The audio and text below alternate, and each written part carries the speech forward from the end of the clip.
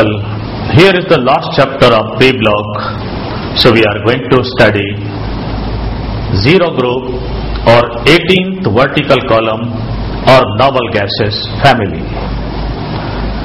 Some important physical properties of noble gases are given in the following table.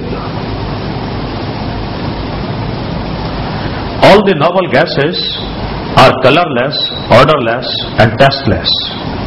These are monatomic and sparingly soluble in water. It is clear from the above table that the most abundant noble gas in the atmosphere is argon. All these gases have low boiling points because there are only one type of interatomic interactions, that is weak dispersion forces. Helium forms a normal liquid called helium first at 4.2 Kelvin. But on further cooling, another form of helium liquid known as helium second is obtained at 2.2 Kelvin. This is a liquid with gaseous properties, a superfluid. Its viscosity is almost nil. It creeps up the walls of the vessel. Its thermal conductivity is very large and behaves like a superconductor. Radon is a radioactive gaseous element. It is a product of the decay of radium. That is, radium-88-226 decays into radon 86-222 plus alpha particle. The T-half of radon itself is 3.8 days.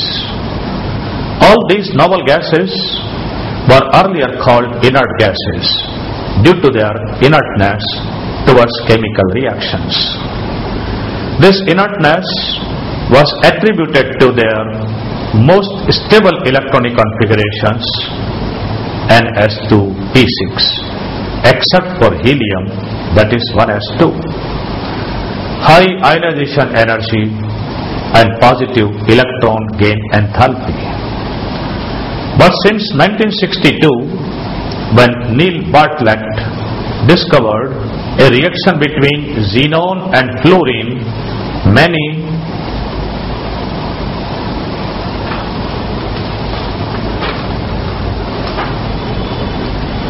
attempts have been made to prepare their compounds.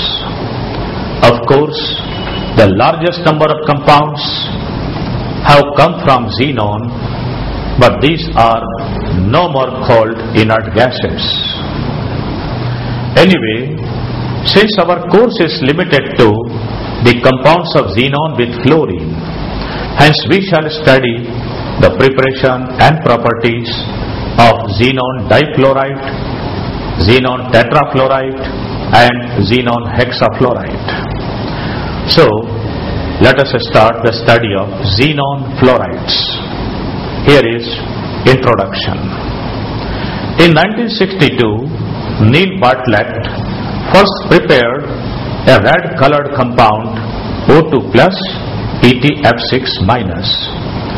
Then he realized that since the first ionization energy of oxygen molecule, that is 1175 kilojoule per mole, was almost same as the first ionization energy of xenon, that is 1170 kilojoule per mole.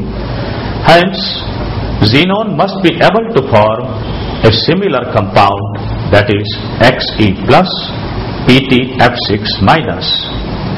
For this, he mixed xenon gas and deep red vapors of platinum hexafluoride in 1:1 volume ratio, and surprisingly he got a yellow colored solid which he thought was Xe plus PtF6 minus.